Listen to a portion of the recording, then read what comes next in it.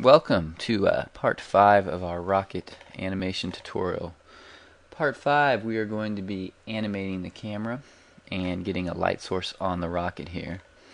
So let's go ahead and right click the rocket, do Shift S, and let's do cursor to selected, and then we'll go to add lamp, and let's go ahead and put a spotlight on there, and we can use the arrow to pull it up here.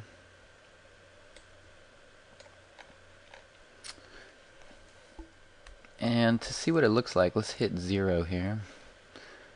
And we can move our camera up real quick. I'm just going to hit G and Z. I'm going to hit F12. And the lighting looks pretty good. So what we want to do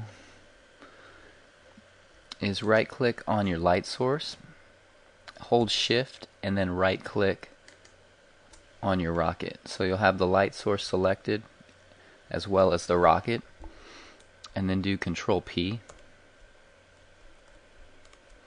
And set parent to object. Okay. Once you have that, our next thing that we're going to be doing is setting up the camera. So what you want to do is right click your camera, hold shift, right click the rocket, and the order that I did it in was right clicking the camera, holding shift, and right clicking the rocket. Make sure you do that. And then press Control T, and that makes a track, and we're going to select track to constraint, and our camera will be locked on our rocket, and we're going to go through and we're going to set up 4 different keyframes for our camera. Alright, so what we are going to do next, down here you want to hover your mouse so it gives you a double arrow. Go ahead and right click and do split area, and we're going to split the area in 2, and on this side we're going to select the camera, push 0 on your number pad, and you'll be looking at this side through the camera perspective, and then on this side you just want to left click on the screen, push 7 on your number pad so you can see it from the top view, and you want to right click on your camera. Go ahead and hit period on your number pad so you can zoom into your camera here, and you want to make sure that you're on frame 1. So go ahead and go to frame 1, and you'll see that as you move your camera it is tracked to the rocket. Okay. So what you want to do is move it kind of to this left side here.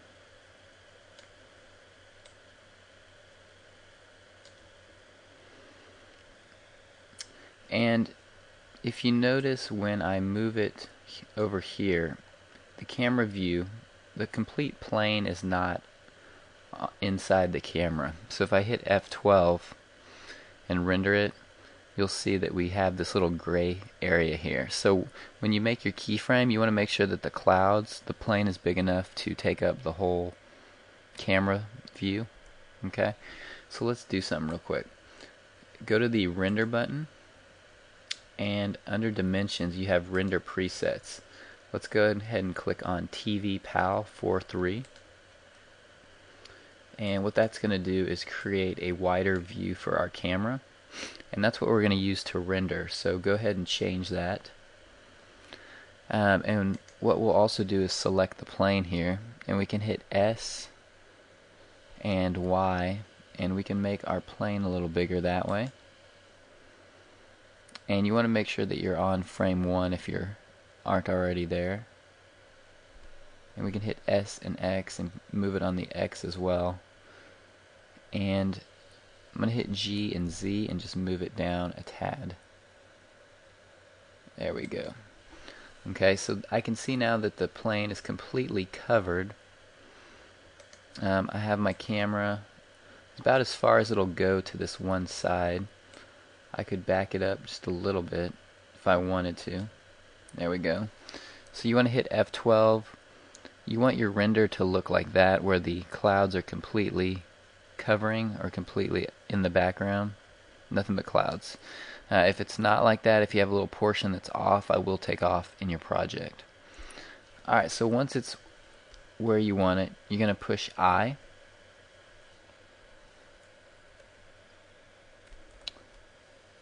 So push I, and you're going to select location and rotation, so LOCROT.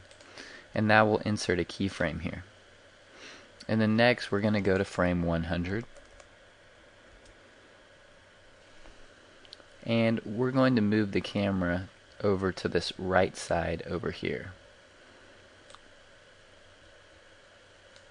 So I'm just using the green and the red arrows. And actually you can also hit G and you can grab it and kind of, you want to move it over to this other side here.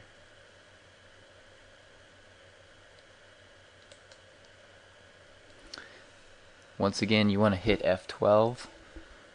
Make sure that you see nothing but clouds, and see up here, I didn't notice that. So we'll move it again. Press I once it's in the right position, LOCROT. That'll set a keyframe. You can always hit F12 to check it. It looks good. We've got the particles coming out. Looks nice. We've got the nice sky. Now we're going to go to frame 200. Press enter. And it's kind of looking up right now, so what we need to do, we'll move it back to this other side, and we'll use the blue arrow to move it up. And I'm going to hit 7 again on the number pad. But essentially what we're doing is just kind of moving it back and forth between the left side and the right side. So at frame 200, we want to move it to this left side over here. Once it's in position, and just get it as far as you can so that just your cloud is in the background. Press I. And you want to select LOCROT. And you can always check it with F12, rendering the frame out. And then our last frame we're going to go to is frame 250. So go to frame 250. And what we'll do for frame 250 is kind of move it to this right side again. And hit G and Z.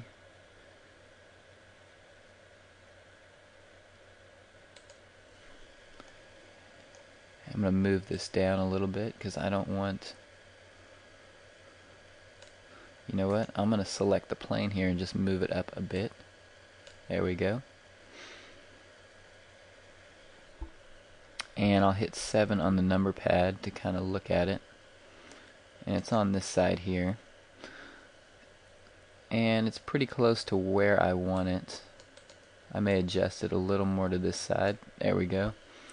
And then I'm going to hit I and select LOCROT, and I'll hit F12 so I can just check it.